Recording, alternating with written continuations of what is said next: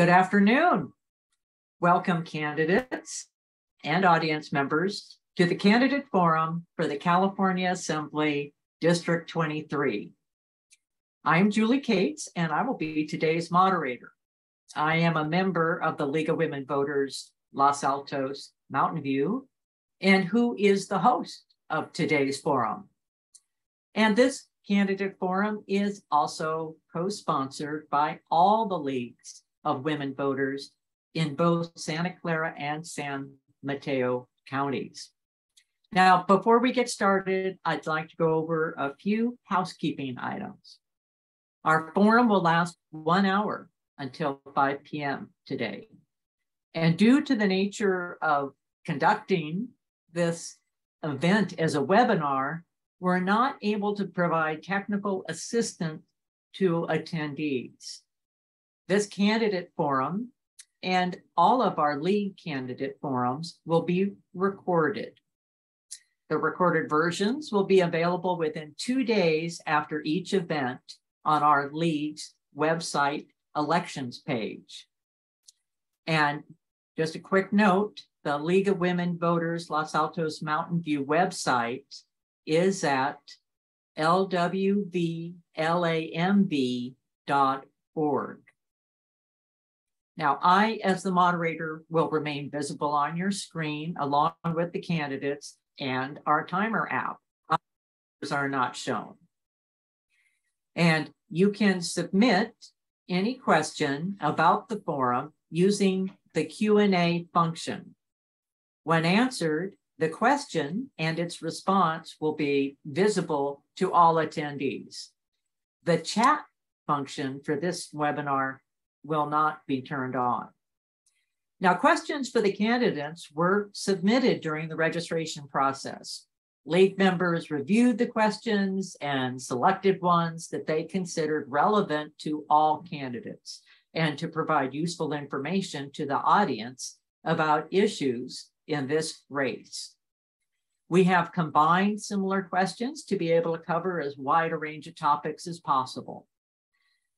The result is that we do have a large number of questions, and due to the length of this webinar, we do not expect that there'll be time to take additional questions for candidates from the audience. Now, a few words as to why it is the League of Women Voters who is hosting this forum. The League of Women Voters is a nonprofit organization of women and men that promotes informed, active participation in government. The League does not support, oppose, or evaluate political candidates or parties. But after careful study, we do take positions on political issues. And the League invites anyone who is interested in supporting democracy and local government to join us. We hope out there that all of you are either League members or soon to join. We are using the following format for today's forum. Each candidate will have 90 seconds for their opening statement. And for the question round, each candidate will be given up to 90 seconds to complete their response. Finally, the candidates will each have 60 seconds to make a closing statement. Now, since there are 2 candidates for this forum, we'll alternate the order of candidates responding to each question. And we're using an electronic timer to display, which you can see on your screen, that will display each candidate's remaining time. We ask our candidates to abide by the following code of conduct. Be mindful of the time limits. When that timer line turns red, I will say, thank you. And please finish your response by completing your current sentence. Be respectful. Candidates should not interrupt each other. And fairness. Campaign marketing materials, as you can see, are not visible and will not be visible on the candidate screen. So Assembly District 23 is a large and one of the most diverse districts in the state. It includes rural coastal communities in San Mateo and Santa Clara counties. It includes urban high-tech centers, such as Palo Alto and Mountain View, and wealthy suburbs, such as Atherton, Woodside, and Saratoga. At this time, I am pleased to introduce our two candidates running for Assembly District 23. Please raise your hand as introduced. Mark Berman and Tim Dec. Great. And thank you, Tim Dec and Mark Berman, for participating in today's forum. We're ready to begin. And let's try to figure out who's going to be our first speaker. I think, it's Tim. Okay, great. That was our randomizer. So, Tim Dec, you may now begin your opening statement. Great. Well, thank you. First, I'd like to thank the League of Women Voters for putting on this event, and for all of you out there for taking time to hear what we have to say on the issues you most care about. I've lived here in the Bay Area for almost 50 years. I have a wonderful wife, 2 outstanding boys, a lovely daughter-in-law, and my first grandchild. And after 30 years in tech, in the tech industry, I decided to step away from that career and find a way to give back to the community now and to future generations. And for the last several years, I've been running a business helping seniors with their computers and mobile devices. And for the last 9 years, I've been working on climate policy with the international organization Citizens Climate Lobby. In my climate work, I realized I could apply much of those skills I learned in listening to people, relationship building, and collaboration as a member of the state assembly.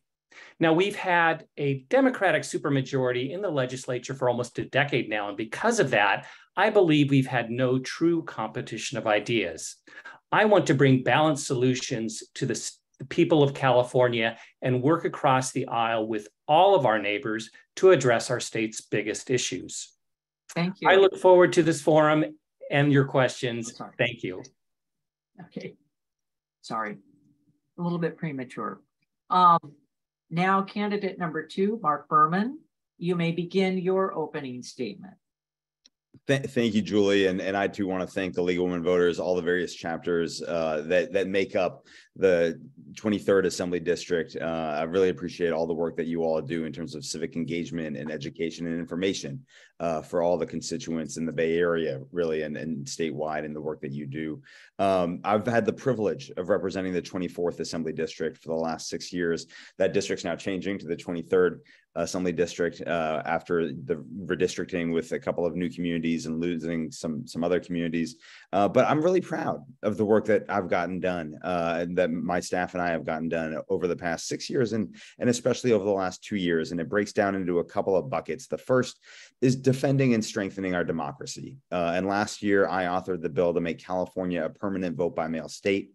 That was one in a long line of elections and democracy bills that I've introduced and gotten signed into law. And this year, we backed that up with additional democracy bills in terms of making it illegal for candidates to have recurring contributions on their websites, and also making it easier for students at our UC and CSU systems to vote. I also have been a leader in higher education policy and making it easier for students to get through community colleges and get to the CSU and UC systems for those who want to transfer. I'll dive more into that, I'm sure. Lastly, around consumer protection and making it easier for consumers to really get the value of their money in California. And with y'all's support, I'd love to have another 2 years to represent the 23rd Assembly District. Thanks so much. Thank you. We will now begin the question round. And again, you each have up to 90 seconds to complete your response. So as Tim was our first speaker for the opening statement, we will kick this off with Mark. First question, and it's a 2-part question. Okay. What are the most important responsibilities of an assembly member? And how do you balance district versus state interests when making decisions?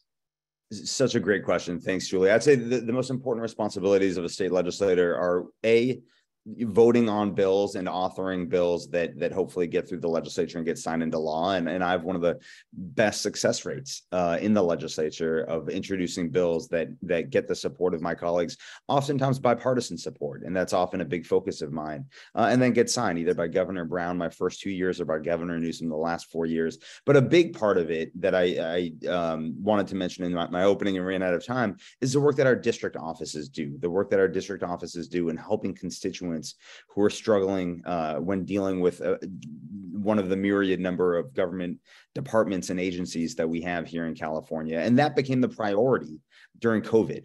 And I actually had my Capitol staff that usually just focus on legislation supporting my district office staff because we had so many constituents who needed help.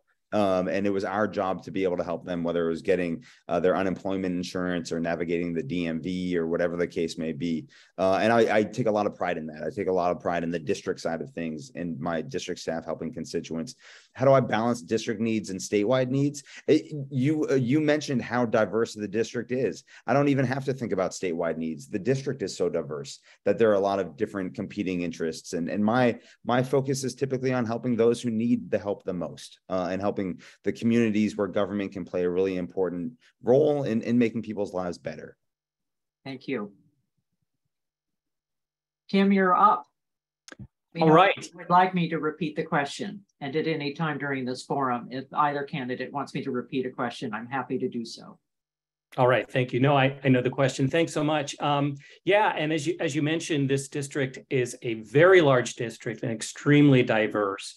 You know, I see the importance of the in-district work just slightly above the work you do in Sacramento, working with the people, especially with this new change in the district, where you're working with people that have not had any experience with you in a different group before than they were in before. Hearing their problems and getting around the district could be a big challenge. You have probably a limited amount of offices and office space and staff you can have. So technologies like Zoom would be heavily used, I think, to be able to reach out across the district. And I think Mark and I both know there's some traveling that has gone on as we've been campaigning around the district. So I think that is really has to be the top, is working with your constituents, hearing about their concerns, understanding where they're coming from, finding common ground when there is differences in opinion across the district, which is going to happen. In the state capitol, actually, of course, that's where you're creating and passing the legislation that is ultimately going to be affecting your district and around the state. And that is important work because you're having to build relationships with those other legislatures from both sides of the aisle. And that's something that I've really focused on in my campaign and will do as a state assembly member. Thanks. Thank you. Next question. We all know most of California is in a severe to exceptional drought category. What long-term policies do you support to meet the future water needs of all California users, including agriculture, business, and residential? With this question, Tim is up first. Yeah, you know, I don't have to tell anybody here that how important water is for the state and how difficult the drought problem has been really for decades now. We are in, again, another heavy drought, actually part of a 1,200-year mega drought that we're going through. And we are seeing drier dries in the summertime and the wintertime. The problem is we need to create more water storage. Now, we have passed in 2014 a $7.5 billion water storage bill. But unfortunately, after 8 years, we have not really had any progress on that. The SEQRA rules and the environmental rules are hamstringing our ability to get that complete. And that is something that I would focus on, trying to get these projects done as quickly as possible when I get in the state assembly. Now, we've got a lot of competing interests in the water. We've got agriculture, which I think we need to advocate for more water smart usage. We have our environmental needs, and the environment and the fish and our environmental needs are really paramount and often get shortchanged. We need to make sure we provide enough water for them. And of course, most everybody here is familiar with the urban challenges. We need to become more water wise with smart use in landscaping and move away from heavy water use. Thank you. Mark. Thanks, Julie. And it's funny, the first time I ran for the assembly in 2015, 2016, we were also at the end of, we didn't know we were at the end yet, but of a multi-year drought. And we spent a lot of that campaign talking about the drought. And then as soon as the election was over, that winter is when we had heavy rains and the Oroville Dam flooded, and all of a sudden we stopped talking about it. We stopped talking about the drought. We stopped talking about some of the things Tim talked about in terms of water storage. We stopped talking about water recycling, water reuse, which also need to be major kind of prongs of the solution. And it kind of went to the back burner. And I think that's the problem, is we need to recognize and be honest with ourselves about the fact that this is going to happen every couple of years. And if it doesn't become a part of every, just like climate change is something that we now acknowledge is something that's real and impacting every single component of our life. And if we don't have kind of smart water policies at the foundation of all of the future policies that we enact in the state, whether it's new building codes and reach codes and how we treat water in terms of how it's the built landscape impacts water use, how we get to more potable water, with water recycling. If we don't think about this with everything, we're just going to be back in this situation 6 years from now. So it really needs to be a part of every conversation that we have, and we need to capture more water, but we also need to use the water that we currently have better. Thank you. Okay, Mark, you'll be up again to take this next question first. What legislative policies do you support to reduce greenhouse gases and help our state reach our carbon neutrality by the target date of 2045? I believe I've supported all of them. I've led on some, I've supported others. Last year, I passed probably the hardest bill I've ever run in the legislature, which was a bill to ban the sale of new gas-powered, what are called SOAR, small off-road engines, typically landscaping equipment, gas-powered leaf blowers, lawnmowers, hedge trimmers, that kind of thing.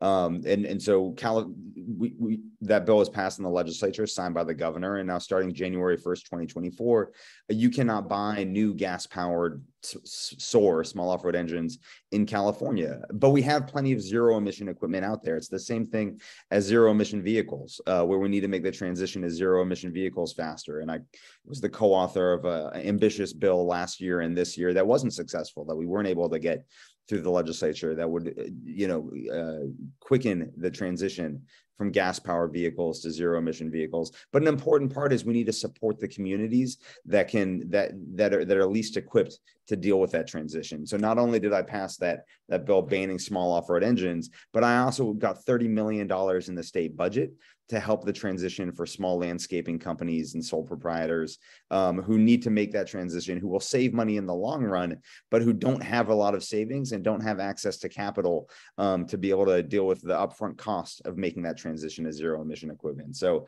I've been very proud to support many of the efforts that will get us to our climate change in kind of emissions reduction goals that we've set in California. Tim, your chance to respond to the question.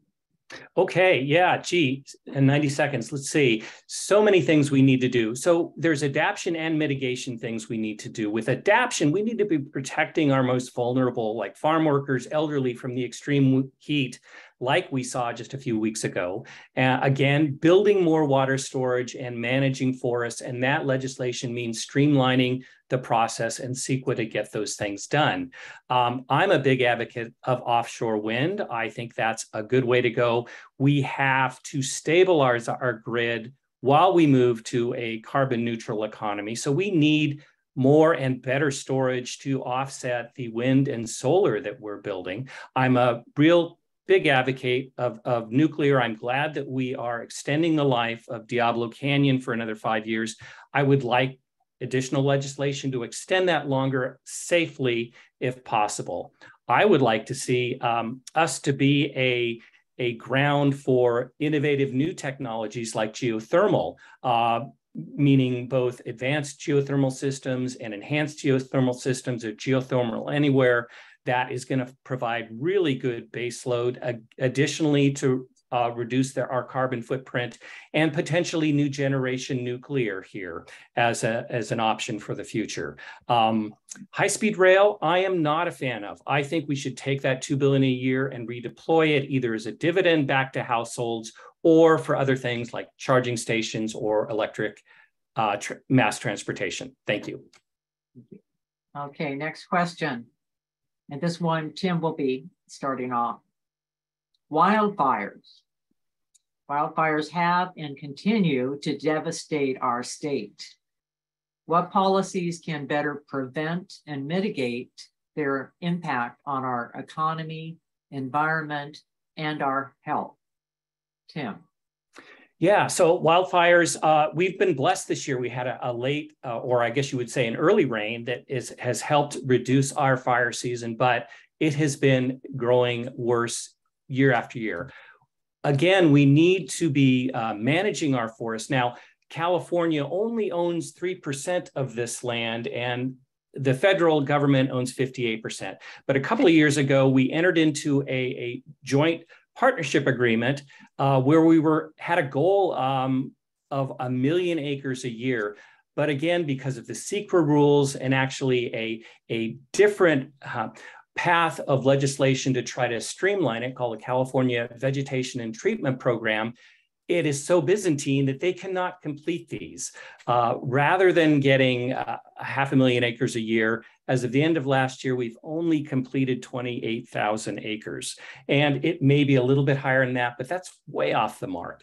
We need to accelerate this management, and it needs to be done first around our vulnerable small towns and cities that we've seen getting wiped out by these fires. So sustainable timber harvesting is another component of that, not just managing the forest, but thinning the forest, because we've got millions of dead trees that are competing over the smaller and smaller resource of rain that we get every year. So that pretty much covers it. Thanks. Thank you. Mark. I think, yeah, Tim and I agree in terms of the fact that we need better forest management practices. And in California for largely the last century, if I recall, we've had the mentality of putting out fires as quickly as possible, letting the undergrowth grow across forests throughout California. And it turns out that that's not healthy for the forests. And that also leads to more and more intense fires like we've seen over the past couple of years. And so I've been proud to support efforts to accelerate getting California Conservation Corps and other groups into the forest to be able to thin out the forest and make them healthier and safer for communities. One of the most well-attended events I've had in my district was our fire town hall that we had pre-COVID in, I believe it was Woodside, either Woodside or Portola Valley, but geared to all of those communities, because a couple of years later, those fires came to the 24th Assembly District. Those fires came to southwest San Mateo County. And if the winds had gone wrong one night, would have really put the town of Pescadero right in harm's way. And so the CZU fire that covered northern Santa Clara County and southern San Mateo County. So this isn't just a northern California thing. This isn't just a central California thing. This is a 80-24, soon to be 80-23 thing. We've also dramatically increased our expenditures in terms of hiring more firefighters and buying the best equipment out there to be able to keep our communities safe. So Mark, you will be next. And for this question, how do you assess the current financial health of the state and its prospects for the future? That's a great question, and one that I happened to come across an article this morning about. It was an article from a couple of days ago. I didn't assess it. Moody's, the credit rating agency, assessed it. They did an assessment of all 50 states across California, all 50 states across the US to determine how ready we are for the next economic downturn. And they determined that California is the fourth most ready state in the country for a moderate economic downturn if one were to happen. And that's based on multiple economic factors, but especially our budget reserves. California now has $37+ billion in budget reserves. It's the healthiest budget reserves we've ever had in the history of the state. I'm proud that even during good economic times, we were smart and diligent to put that money aside. And that, if we have a catastrophic downturn, that won't be enough. But for a moderate to light economic downturn, Moody's determined that that's enough of reserves to get us through without having to cut programs. And that's especially important because we all know that during economic downturns are when our most vulnerable communities need the state to step up and help them out. So I think that's been a priority of the legislature and especially the Democratic caucus over the past 10 years, as we've had good budgets. And Moody's themselves determined that California is the fourth most ready state in the country for a moderate economic downturn if one were to occur. Tim, your response. Yeah, so this was a great year because of the way we tax. About 2/3 of our revenue comes from income, about 1/3 from property tax. That is a double-edged sword. And as we're seeing what's going on in the market today, it seems like there is a downturn in our future. I think in order to prepare for that, we do need to have a good budget surplus or a rainy day fund. And I was happy to see that we did set aside a good amount of money for that. And that $37 billion is what I understand is what we've got set aside too. So that will help. I think the other thing we are concerned about, though, is we lost a lot of businesses, and we have a lot of businesses that have either left the state or just have not been able to come back. And I think this downturn is going to make it even more difficult for businesses to fill those empty slots that were so heavily hit by the pandemic in the past. And again, I guess one of my themes is going to be just reducing the burdensome regulation and fees and taxes that our businesses have had to deal with that keeps them from actually thinking about and growing their business, just trying to make sure they're in compliance with the many regulations that California has in place that, again, has driven out businesses and makes it so difficult for businesses to come back. So I would like to see that relaxation done before we hit the downturn. Thank you. Next question. California needs more housing. What policies do you support that will increase housing for all income levels? And do you think any of these policies will positively impact homelessness? And Tim, you are our first speaker. Yeah, housing, probably the top issue here in the state. Everybody deals with it, and we definitely need to build more housing, but it needs to be smart housing. And I think things like the accessory dwelling units that we're putting in place, and because of climate change, I think the wise thing is to build high density housing that is energy efficient, near mass transit, in walkable neighborhoods, because you will require less water, less driving, less emissions, and end up with less traffic. And with high efficiency building and modular building in those areas, you can actually use less energy to heat and cool. The problem is that we are way behind in our housing needs. And I'm worried that we're so rampant to get housing built that we're overlooking some key issues like the problems with fire, like up here in the CCU. If we're densifying every city, like is called out for in the RENA rules, we could be putting those communities at risk. Now, more housing is going to help homelessness. There's actually a whole nother section I'll talk about in homelessness. I hope there is, because I'm running out of time. But obviously, more housing will reduce the cost and more people will be able to afford it. Thank you. Thank you. Mark. I again, agree with Tim that I think the housing crisis is one of, if not the biggest issue, the biggest crisis that we're facing. And I really think it's kind of the foundation for all of the other problems that we have, whether it's traffic, climate change, massive income inequities and inequalities that exist in our communities. If you look at it, housing is really one of the biggest problems of all of these issues. And so I've supported most of the housing bills that have come through the legislature. And that's because I think that it's going to take an all of the above approach. And I think every community in the 23rd Assembly District and in the Bay Area needs to be a part of the solution. And I think that can be done safely. I think it can be done in a way where we're not putting, residents or new residents at risk. But we all live in one big ecosystem. We all benefit from things like grocery stores or hospitals or, other places where we have working class people who can't afford to live there. And so I think we all have a responsibility to be a part of the solution. I think that the state has provided over $12 billion just in the last 2 years for affordable housing and homelessness programs in California. It's more spending than we've ever had in the state. And I think that's increasing. I think that's continuing to go up. Multiple communities in the 24th Assembly District have gotten home key grants from the state to build affordable housing in Mountain View and Palo Alto and other communities. But it's really going to be an all of the above approach. And we all have a responsibility to be a part of the answer. Okay. So Mark, you will be leading in the next question, and we're going to continue on the topic of housing. So recent state legislation has been enacted to streamline the construction of housing, resulting in a loss of local review and control.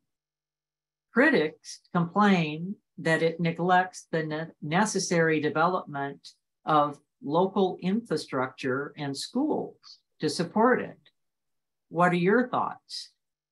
Well, this is an area where Tim and I agree that less regulation is a good thing, and we need less regulation to get more housing built faster. And we all know the definition of insanity is doing the same thing over and over again and expecting a different result. And so, the prior policies are what got us into the housing crisis, and we need to try new things to build the housing that our communities desperately need. We're trying to have some carrots and some sticks from the state level with our local communities in terms of increasing dramatically the amount of funding that we're providing. But we also need to make sure that the housing gets built and that the housing gets built in every community across the state. So that's been, I think, kind of the driving focus for a lot of this legislation. And we wish we didn't have to do it. I wish we weren't in a housing crisis. I wish housing wasn't so astronomically expensive in my district that the vast majority of working and middle-class people can't afford to live anywhere near here. I wish rents weren't as high as they are, but that's because of decades and decades of not building enough housing. So we need to try new things, and my hope is that some of these new policies will be successful in getting the housing built that we so desperately need, so that we can have socioeconomically diverse communities where we all want to live. And I think we do all want to live there, but we've lost that in Silicon Valley. We've lost that in the Bay Area, and that's worse for all of us. Tim. Yeah, so kind of continuing on in the last segment, I think we do need to build more housing, again, smart housing, but we shouldn't be. The RENA rules for the next 8 years are calling for 440K new units. But that, I think, was built on a paradigm of pre-pandemic where employees were living close to their companies. And we've seen that doesn't have to happen. I think we can have lower numbers and still provide a sufficient amount of housing, again, high density housing in major transit areas. I like some components of AB 2011, where we're taking strip malls and retail areas that can build affordable housing. However, I think the idea of taking away local control for planning, for resources, I feel it's both reckless in terms of safety planning, like I was referring to up here in the wooded areas in part of our district, and it's insulting to tell cities that their residents have no say in planning for their future housing. I think these fixes are overreacting to policies in some ways. They're overreaction policies in some ways, and I think we can meet our housing needs with different approaches than taking cities out of the mix. We're going to switch to another area now. What are the biggest challenges in public education right now? And how can the legislature help solve them? And Tim is going to be our first responder. I'm sorry, could you repeat that one more time? Yes. What are the biggest challenges in public education right now? And how can the legislature help solve them? Yeah, in public education right now, of course, the two big issues have been the pandemic and the shutdown of schools that has occurred, where there are two problems that came out of that. One of that is that students got behind, especially the very young that couldn't adapt to the Zoom-based teaching methodologies that were put in place. And then the other issue was the mental trauma that these kids have gone through. And I think we have had a surplus again. I think that the money that is coming from the state needs to go to both of those issues, helping them with counseling, with the mental support they need as they are struggling to catch up, and helping them with interventions to get them back up to speed. And we haven't seen the results of the latest surveys to see how far our kids are behind. We're hoping to see that before Election Day. But both of those two key issues need to be addressed. And there may be additional legislation that we should look at that can come from Sacramento as we discover how far we are behind and work on those issues. Thank you. Thank you. Mark. I think youth mental health and mental health issues is at the top of a lot of people's lists right now. It was at the top of my list pre-pandemic, and youth mental health challenges have only been exacerbated over the past 3 years with the pandemic. And so I've been proud to author legislation almost every year in trying to support youth mental health programs and youth mental health and suicide prevention efforts throughout California. A couple of years ago, I had a bill to create the Office of School-Based Health. It was actually a bill that I introduced in 2019, if I recall, and was vetoed by Governor Newsom. And then I brought it back 2 years later, last year, and we ended up Governor Newsom was on board at that point, and we got funding in the budget to create a statewide Office of School-Based Health to provide best practices to school districts across the state, but also to help them draw down federal funding that's available for a lot of these additional health programs, as we look at schools as more than just academic centers, but as we look at them in a more kind of holistic way in terms of being community centers where people can get free food, and I've led efforts on the free school meals program, be able to do their laundry, all sorts of things to create community assets out of schools. We also have increased funding for per pupil funding in California to now $22,000 per student across California, which is dramatically more than it was 10 years ago. There's still more to do, but we're doing our best. Thank you. So what can we do legislatively to increase election security and increase voter turnout, and especially for midterm elections? And Mark, you were our first responder. Yeah, well, you're right in my wheelhouse. I chaired the elections committee for my first 5 years in the assembly. I authored the bill that had California become the first state in the country to have its own Office of Election Cybersecurity. And that office is now under the Secretary of State's office to help the 58 counties throughout the state use best practices when it comes to election cybersecurity and making sure that our elections are as secure as possible. In terms of access, one of the big things, and again, a bill that I wrote, a law that I wrote, is making California a permanent vote by mail state. And we tried that out in the pandemic. It was wildly successful. We had the highest turnout that we'd had since 1952. And so we made that permanent. We also need more on voter education, voter outreach, voter information.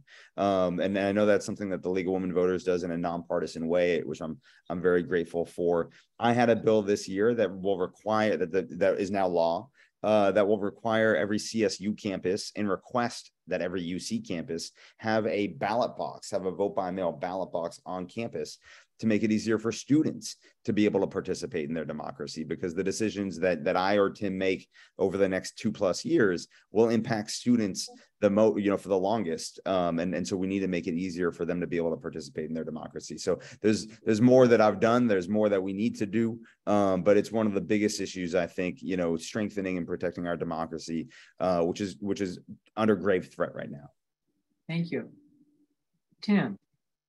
Yeah, and I agree with Mark that we need to definitely pay attention to cybersecurity, because I know that's been a big concern for a lot of people. I think that the thing that we see is that one side is concerned about access, the other side is concerned more about security. I think we can have both. I think access certainly will you'll get more participation with forums like this when you get a chance to actually hear questions and answers from your representatives, or at least your candidates. I might also say there'll be more participation if there seems to be more competition in each race rather than it dominated by a single party. And I'm trying to fix that myself here. And the other thing is, there's real concern about security and whether there's the appropriate checks and balances, that your ballot will get properly to the destination, will be properly counted, and that other ones won't be. And I think the registrars need to do a better job of communicating all those checks and balances, because it just doesn't get out to the people of the many things that are done. I've worked in the polls several times, and I got to say, when you put on that responsibility, everybody really gets quite patriotic and wants to defend every vote, no matter where it's coming from. And I think if that message was gotten out to people, there wouldn't be as much of a concern. Thank you. Thank you. Okay. And Tim, you'll be our first speaker for this next question. What can the legislature do to ensure the security and reliability of California's electrical grid, especially given increasing demands of electrical vehicles and home electrification? Tim. Yeah, and that's a real challenge. Now, California has been a leader in the transition to a carbon-free or even carbon-neutral economy. The problem with being on the leading edge is often you are on the bleeding edge. And when we drive so many regulatory transitions to wind and solar, it oftentimes will destabilize your grid and your economy. I really prefer market-based solutions. With the climate organization I worked with, we believed in a market signal that drove the transition rather than a regulatory approach. And we're seeing some of the side effects of that. Both we almost had blackouts or brownouts, as they used to be called too, in the past. We luckily avoided that. That's where I called for additional storage. Continuing the use of Diablo Canyon, I think, was a very wise choice. I was so glad to see that happened, as well as maybe slowing this transition and allowing the market to do more of the transition. We are a leader, but we also have to remember that California can't do it alone, and the rest of the world needs to participate in this transition. And we shouldn't make our constituencies suffer as we try to be a model, but go a little too fast sometimes. Thank you. Thank you. Mark. And I apologize, Julie, could you actually repeat that one for me? Yeah, absolutely. Thank you. Yeah. So what can the legislature do to ensure the security and reliability of California's electrical grid? Yeah. Especially given the increasing demands of electrical vehicles and home electrification. Yeah.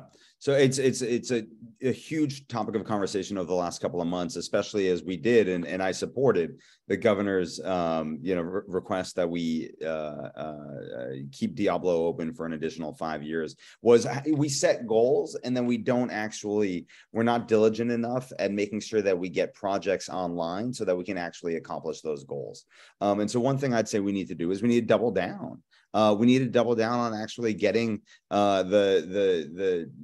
whether it's wind or solar or some new technology projects built so that we have the renewable energy in the system so that we don't have to rely on natural gas. I was very comfortable supporting the extension of Diablo Canyon. But another thing that we need to do, and something I actually had a conversation with a CEO of a big company in the new 8023 earlier this week or last week, I can't recall.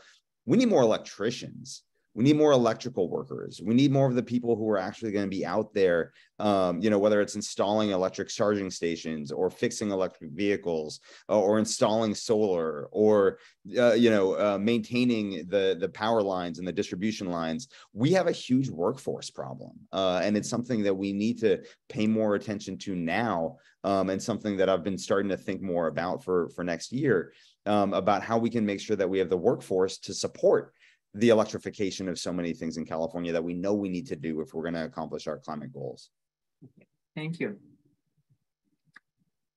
Now, as we've learned due to the pandemic and over the last 3 years, without quality, affordable childcare, parents can't go to work. So what will you do to address challenges in accessing childcare, affordable childcare, and preschool programs across our diverse communities? And Mark, you are the first speaker for this question. Such an important issue, and as we know, and as the data shows, it's an issue that impacts women much more than men, and it's and the impacts that the pandemic had on women dropping out of the workforce that really undid a lot of the gains that have been made over decades in trying to get better representation. We're far from equal, but better representation in the workforce. And so the state has really increased the spending and the funding for school districts. We expanded TK, so there's now mandatory transitional kindergarten across the state, but it goes much, that's typically maybe 5-year-olds or maybe 4-year-olds, depending on the child. But we need to focus a lot more on birth to 3 as well, because we know that that's where so much of the brain development happens that leads to the future success of these children and these families. So it's going to take funding. We need to make sure that we have trained and highly qualified, because it's not just childcare, it's high quality childcare that makes the difference. And studies show that there's a big difference when the childcare isn't high quality. So we need to make sure that we have we need to make the profession one that people really aspire to go to, but we also need to pay people enough, because so many people who work in the childcare profession are on food stamps, are on, get state assistance. And that's an indictment that shows that we as a society aren't valuing that profession enough. So there's a lot we've done, but there's more we need to do. Okay. Tim. Yeah, childcare, such a challenge. My new daughter-in-law is in the childcare industry, and I know other people who are have worked in the childcare industry. The pay in childcare is really low for the kind of work they do, where they're taking care of all these children, and then the cost to parents is on the other extreme. The U.S. is the only nation where they don't really support childcare, and we wonder why we don't have enough workers, especially when so many women are are not able to participate in the workforce because of that issue. The solution really is going to be more support for these teachers so they can, or for the staff so they can participate. Another idea, which I think is an important one, is small home childcare settings, but that needs to be properly regulated so that there is the same level of quality as you see in these large centers like KinderCare or company-based centers. And that could provide more access at a lower cost for small groups of children too. And I think that is something the legislature could look into supporting financially, as well as with appropriate oversight to let that expand throughout the state and provide more childcare and get more people back to work. Thanks. Thank you. Thank you. We're now at the last question of the question round. And this is, what is the question you wish we had asked you, and how would you answer it? And Tim, you are our first speaker.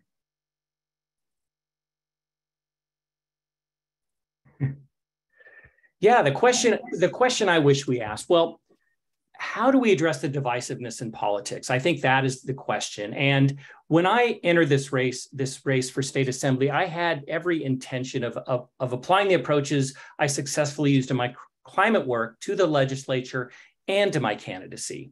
I heard from the newly formed bipartisan Problem Solvers Caucus in the state assembly, and I knew that I wanted to join that group as soon as I was elected.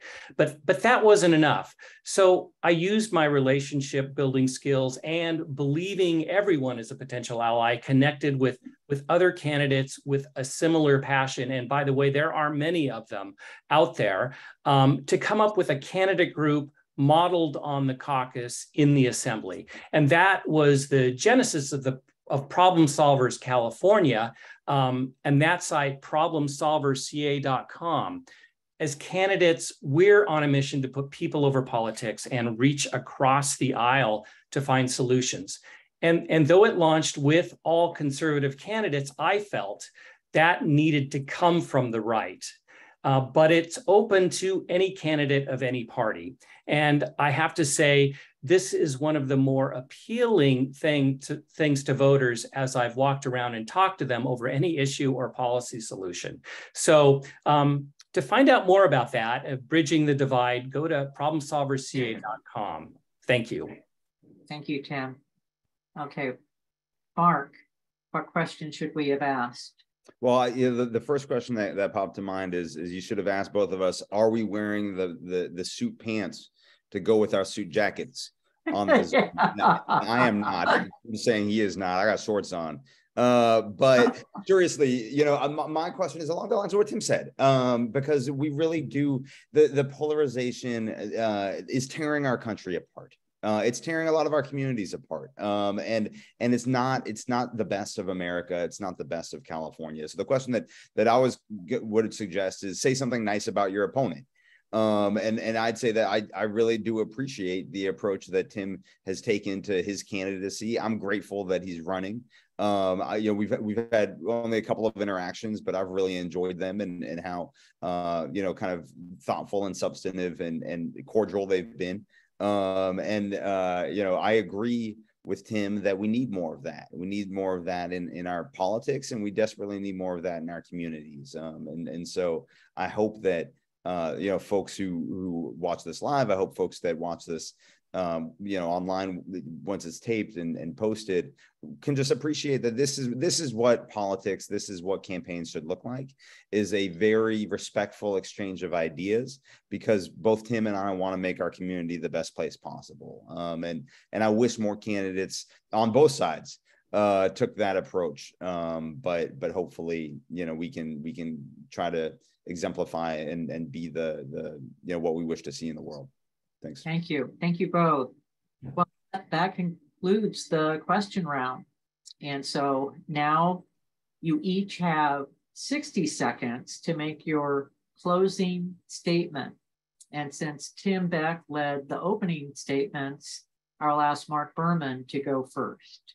Well, similar to earlier, just want to again thank the League of Women Voters. One of the meetings that I have every year that's one of the most intense is always my meeting with all the chapters of the League of Women Voters, because y'all pack that hour with 25 questions, just like you have today, that are really substantive to issues that matter to Californians and to matter to constituents and residents of the 23rd Assembly, the future 23rd Assembly District.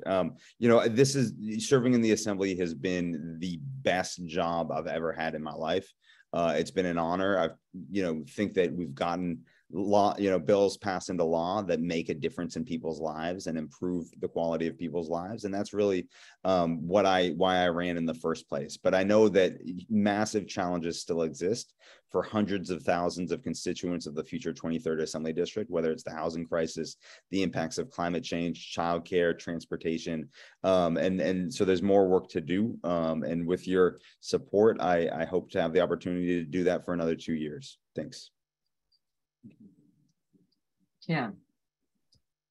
All right. Again, I'd like to thank the League of Women Voters. I'd like to thank Mark for participating in this, and all of you out there for your civic engagement.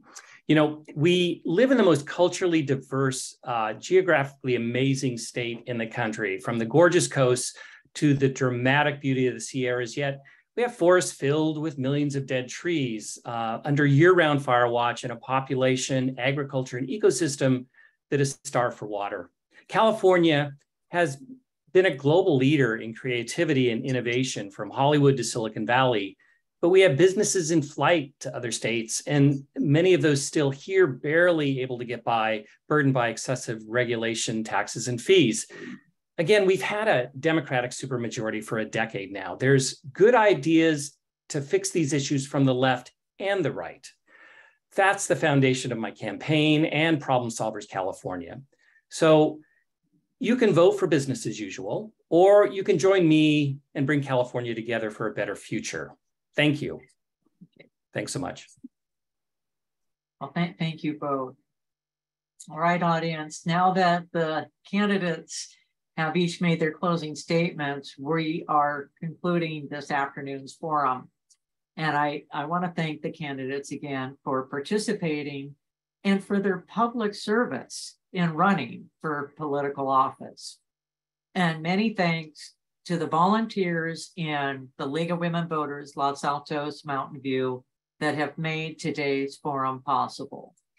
The League of Women Voters believes that a democratic government depends on the informed and active participation of its citizens. And we hope that the insights you have gained from this forum will help you in planning your vote.